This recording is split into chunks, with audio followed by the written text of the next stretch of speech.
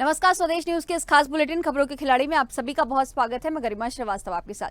चलिए अब खबरों का रुख करेंगे, जहां कोटा से बीजेपी सांसद ओम बिरला को लोकसभा का नया स्पीकर चुन लिया गया है। ओम बिरला को ध्वनिमत से स्पीकर चुना गया। पीएम मोदी और लोकसभा में विपक्ष के नेता राहुल गांधी नए स्पीकर ओम बिरला को परंपरा के अनुसार आसन तक लेकर गए।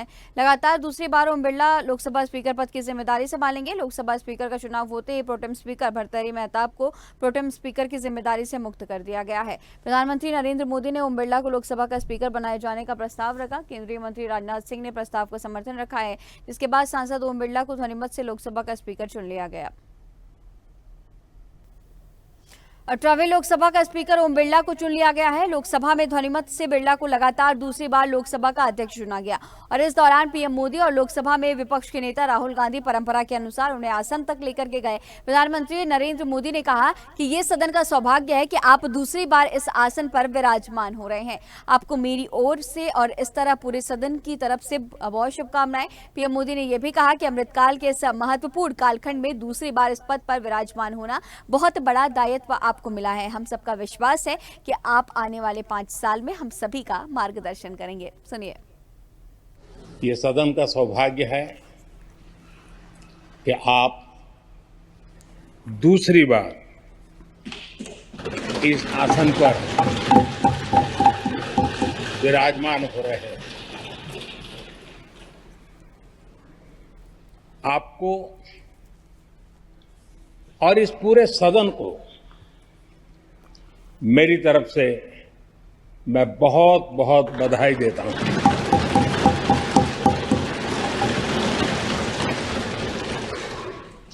आदरणीय अध्यक्ष जी, मेरी तरफ से आपको शुभकामनाएं हैं, लेकिन इस पूरे सदन की तरफ से भी आपको अनेक अनेक शुभकामनाएं। अमृत काल के इस महत्वपूर्ण कालखंड में दूसरी बार इस पद पर विराजमान होना बहुत बड़ा दायित्व आपको मिला है और आपका 5 वर्ष का अनुभव और आपके साथ हम लोगों का 5 साल का अनुभव, हम सबका विश्वास है कि आप आने वाले 5 साल हम सबका मार्गदर्शन भी करेंगे और देश की आशा अपेक्षाएं पूर्ण करने के लिए ये सदन अपना दायित्व निभाने में आपकी बहुत बड़ी भूमिका रहेगी। लोकसभा स्पीकर को शुभकामनाएं देते हुए लोकसभा में विपक्ष के नेता राहुल गांधी ने कहा कि हमें विश्वास है कि विपक्ष को बोलने की अनुमति देकर, हमें भारत के लोगों का प्रतिनिधित्व करने की अनुमति देकर आप भारत के संविधान की रक्षा करने का कर्तव्य निभाएंगे। मैं एक बार फिर आपको और सदन के सभी सदस्यों को बधाई देना चाहता हूं जिन्होंने चुनाव जीता है। And we are confident that by allowing the opposition to speak, by allowing us to represent the people of India, you will do your duty of defending the Constitution of India. I'd like to once again congratulate you, Speaker Sir, and also all the members of the House who have won their election. Om Birla के अध्यक्ष चुने जाने के बाद Samajwadi party सांसद और सपा प्रमुख अखिलेश यादव ने कहा कि मैं लोकसभा के नवनिर्वाचित अध्यक्ष को बहुत बधाई देता हूं। जिस पद पर आप बैठे हैं इससे बहुत गौरवशाली परंपराएं भी जुड़ी हुई हैं। अखिलेश ने यह भी कहा कि लोकसभा के अध्यक्ष के रूप में आप हर सांसद और हर दल को बराबरी का मौका और सम्मान देंगे। उन्होंने साथ ही इस बात की भी जानकारी दी कि निष्पक्षता इस महान पद की महान जिम्मेदारी है और हम सबकी अपेक्षा है कि किसी भी जनप्रतिनिधि की आवाज न दबाई जाए। सुनिए। लोकसभा के नवनिर्वाचित अध्यक्ष जी को मैं बहुत बहुत बधाई और शुभकामनाएं देना चाहता हूं। जहां प्रधानमंत्री जी और हमारे साथी लीडर ऑपोजिशन ने आपको बधाई दी है, वहीं मैं भी उनसे जुड़ करके आपको बधाई देना चाहता हूं। आप इस सदन के स्पीकर दोबारा चुने गए हैं। आपके पास 5 साल का जहां अनुभव रहा है, वहीं आपके पुराने और नए सदन का भी आपको अनुभव रहा है। जिस पद पर आप बैठे हैं इससे बहुत गौरवशाली परंपराएं जुड़ी हुई हैं और हम सब यही मानते हैं कि बिना भेदभाव के आगे बढ़ेगा और लोकसभा के अध्यक्ष के रूप में आप हर सांसद और हर दल को बराबरी का मौका और सम्मान देंगे। निष्पक्षता इस महान पद की महान जिम्मेदारी है। आप लोकतांत्रिक न्याय के मुख्य न्यायाधीश की तरह बैठे हैं। हम सबकी आपसे अपेक्षा है कि किसी भी जनप्रतिनिधि की आवाज दबाई न जाए और ना ही निष्कासन जैसी कार्रवाई दोबारा सदन की गरिमा को ठेस पहुंचाएं। आपका अंकुश विपक्ष पे तो रहता ही है, लेकिन आपका अंकुश सत्ता पक्ष पे भी रहे। और चलिए अगली खबर का रुख करेंगे, जहां प्रधानमंत्री नरेंद्र मोदी ने सोशल मीडिया प्लेटफॉर्म एक्स पर पोस्ट किया, जिसमें उन्होंने कहा कि खुशी है कि माननीय अध्यक्ष ने आपातकाल की कड़ी निंदा की। उस दौरान हुई ज्यादतियों पर प्रकाश डाला, जिस तरह से लोकतंत्र का गला घोटा गया। साथ ही उन्होंने ये भी कहा कि पीड़ित सभी लोगों के सम्मान में मौन खड़े रहना भी एक अद्भुत भाव था। आपातकाल 50 साल पहले लगाया गया था, लेकिन आज के युवाओं के लिए इसके बारे में जानना बेहद जरूरी है। जब संविधान को कुचल दिया जाता है तो क्या होता है। बीजेपी ने 1977 में इंदिरा गांधी के द्वारा लगाए आपातकाल पर अपना विरोध जताया था और इसी बीच लोकसभा में आपातकाल को लेकर के निंदा प्रस्ताव पास हो गया, जिसे लेकर बीजेपी प्रवक्ता प्रेम शुक्ला ने कहा कि भारतीय लोकतंत्र के सबसे काले अध्याय आपातकाल की निंदा करने वाला प्रस्ताव लोकसभा में पारित किया गया है, जिसका बीजेपी स्वागत करती है। सुनिए।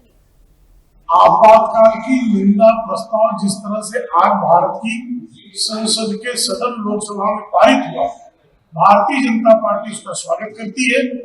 जिस तरह से श्रीमती इंदिरा गांधी ने भारत के संवैधानिक लोकतंत्र को निलंबित करके भारत की संसद को जो है जिस तरह से उन्होंने अधिकार विहीन कर दिया था, जिस तरह से कार्यपालिका को उन्होंने निरंकुश बनाते हुए पूरी तरह से एक व्यक्ति केंद्रित कार्यपालिका चलाने का काम किया गया था, कमिटेड ब्यूरोक्रेसी के माध्यम से, जिस तरह से विधायिका, कार्यपालिका और न्यायपालिका लोकतंत्र के तीनों अंगों को बंधक बनाने का दुष्कृत्य हुआ था।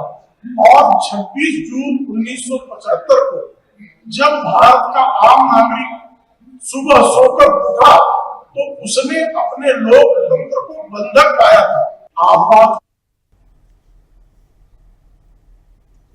दिल्ली में बीजेपी प्रदेश अध्यक्ष वीरेंद्र सचदेवा ने आप सांसद संजय सिंह के बयानों पर पलटवार किया। उन्होंने कहा कि शराब नीति घोटाले में 2022 से लगातार सीबीआई जांच चल रही है। अरविंद केजरीवाल को पूछताछ के लिए पहले भी बुलाया गया था। सांसद संजय सिंह को अपने साथी कांग्रेस से ये पूछना चाहिए कि ये शिकायत कांग्रेस की है, सीबीआई उसी शिकायत पर जांच कर रही है। आज वो हैरान क्यों है? जांच एजेंसी और कानून अपने हिसाब से काम करती है।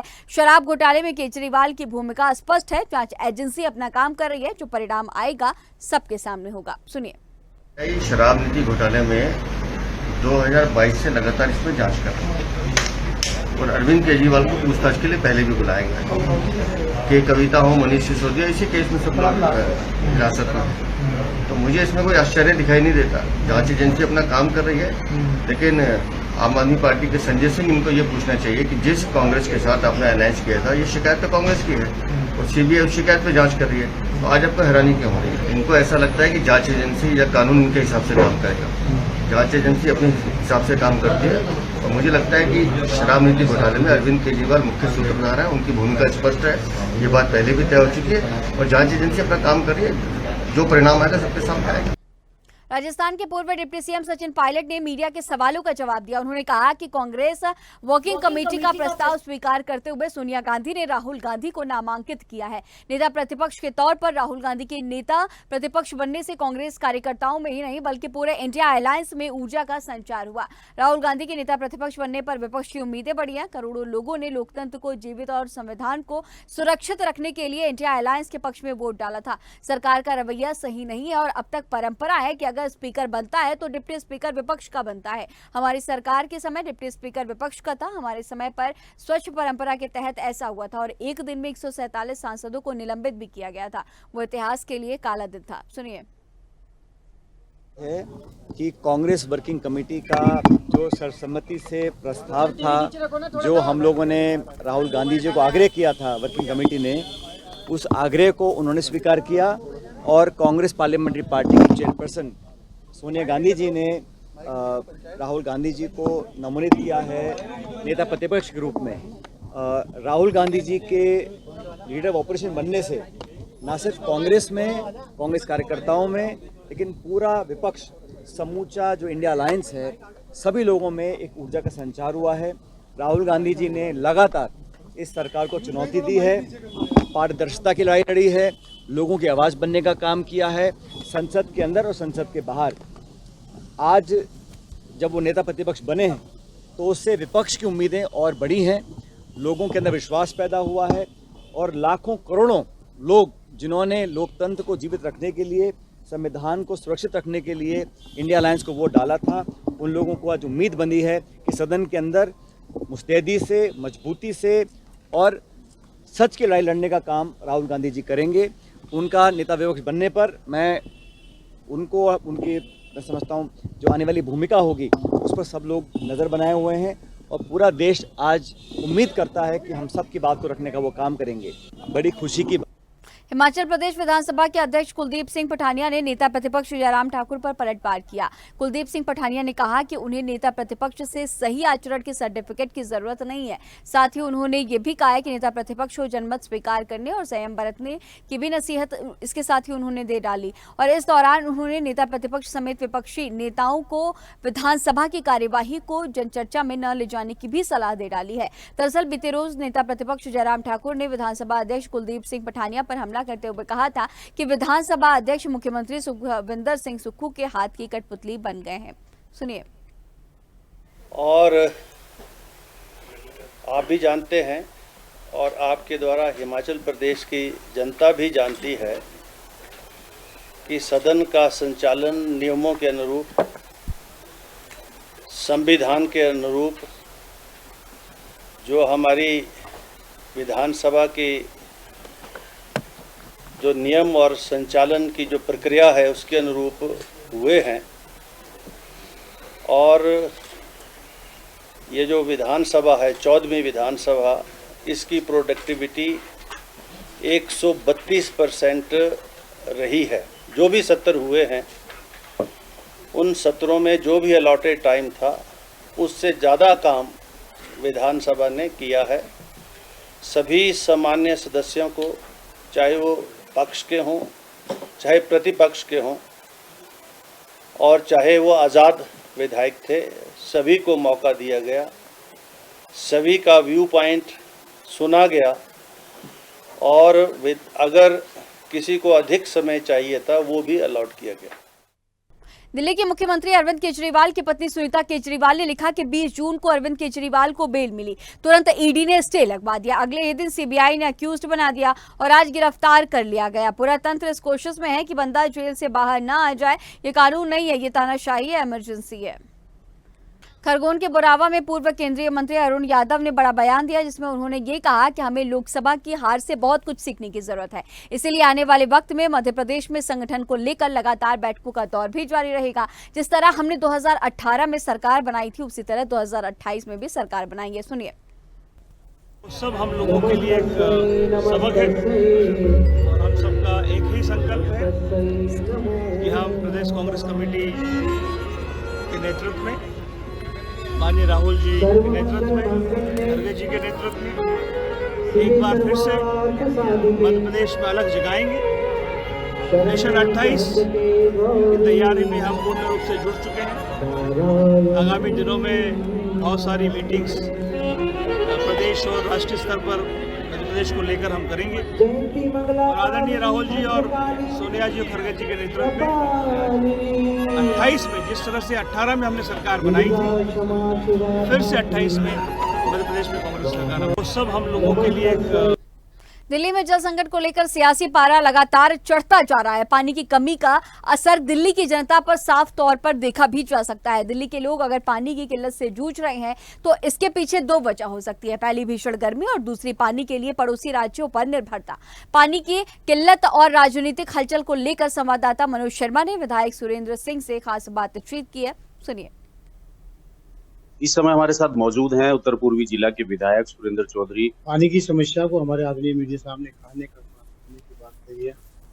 मेरा मानना है कि 2025 जनवरी में चुनाव है और वो चुनाव को देखते हुए भारतीय जनता पार्टी कहीं ना कहीं आम आदमी पार्टी पर एलिगेशन लगाने का काम कर रही है। कभी उत्तर प्रदेश से पानी रोक देते हैं, कभी हरियाणा से पानी रोक देते हैं और ये साबित करना चाहते हैं कि दिल्ली सरकार फेल है। लेकिन ये कभी जनता भी जानती है कि 2 महीने पानी की समस्या रहती है और जानबूझकर जो 28 लाख लोगों का जो पानी आज भारतीय जनता पार्टी नहीं दे पा रही है, क्योंकि वहाँ हरियाणा की सरकार में भाजपा की सरकार है और जानबूझकर बदनाम करना चाहती है। तो मैं आपसे कहना चाहता हूँ, पानी तो कुदरत अभी 10-15 दिन में पानी ठीक हो जाएगा। पानी की जो तो भी समस्या है उसको हम धीरे धीरे हल करने का काम किया जा रहे हैं। आदरणीय हमारी नेता, हमारी जल मंत्री हैं सतीश जी, उसके लिए उन्होंने प्रयास किया। 4-5 दिन वो बैठी हैं, उनकी तबीयत खराब होने के बाद हॉस्पिटल उनको एडमिट होना पड़ा। तो आपसे मेरा कहने का तात्पर्य, पार्टी का एक कार्यकर्ता, पार्टी का एक विधायक, हमारा कैबिनेट मंत्री जितने भी है सब उसके लिए प्रयास कर रहे हैं और हमारा तो नारा है बिजली फ्री, पानी फ्री, शिक्षा फ्री, स्वास्थ्य। हम उस बेस पर वोट लेते हैं तो हमारा कर्तव्य बनता है, हमारी निष्ठा बनती है, हमारी ईमानदारी बनती है कि हम जनता को पूर्णतः पानी पिलाने का काम किया। लेकिन बीजेपी का ये कहना है कि टैंकर माफियाओं से मिलकर आम आदमी पार्टी ये सारा खेल कर रही है। ये चीजें पहले कांग्रेस की सरकार होती तो उस टाइम चलता था। आप देखिए ना, पहले हमारी विधानसभा 15 टैंकर थे, 5 रह गए। मध्य प्रदेश के कैबिनेट मंत्री कैलाश विजयवर्गीय मोनू कल्याणी के घर पहुंचे हैं, जहां उन्हें परिजनों से मुलाकात कर मोनू की हत्या पर शोक प्रकट किया। आपको ये भी बता दें कि रविवार की देर रात भारतीय जनता युवा मोर्चा के नगर उपाध्यक्ष मोनू कल्याणी की गोली मारकर हत्या कर दी गई थी। मोनू कल्याणी को कैलाश विजयवर्गीय का खास समर्थक माना जाता था। मोनू के परिजनों ने मंत्री विजयवर्गीय से कहा कि पुलिस द्वारा गिरफ्तार किए गए दोनों आरोपियों ने किसी के कहने पर यह हत्या की है। मंत्री विजयवर्गीय ने परिजनों को आश्वासन दिया है कि पुलिस कमिश्नर से बात कर इस मामले की पूरी जांच की जाएगी। मोनू कल्याणी के बड़े भाई सोनू कल्याणी ने कहा कि जिस तरह से आरोपियों ने हत्या की है उसमें किसी तीसरे व्यक्ति की साजिश है। उन्होंने पुलिस कार्रवाई पर सवालिया निशान लगाते हुए ये भी कहा कि पुलिस भी कार्रवाई ठीक से नहीं कर रही है और पुलिस जांच में ढिलाई बरत रही है। बुलेटिन में फिलहाल इतना ही। खबरों का सिलसिला लगातार जारी रहेगा। बने रहिए स्वदेश न्यूज के साथ। सबसे पहले देश।